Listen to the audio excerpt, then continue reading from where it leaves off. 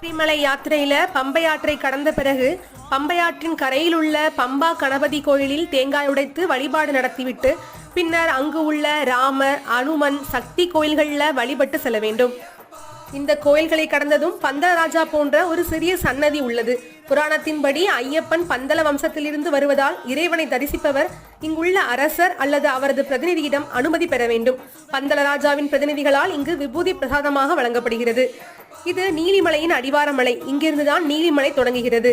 இந்த மலையில் ஏறுவதும் கரிமலையில் ஏறுவது போல் மிகவும் கடினம். மலையில ஏறுவதற்கு கருங்கல் படிகள் அமைக்கப்பட்டுள்ளன. நீலிமலை ஏற்றத்துல அப்பாச்சி மேடு, இப்பாச்சி கூலி என்ற சம வருகிறது. அப்பாச்சி மேட்ல பச்சரிசி மாவு உருண்டையை கன்னி சுவாமிகள் வீசி எறிவார்கள்.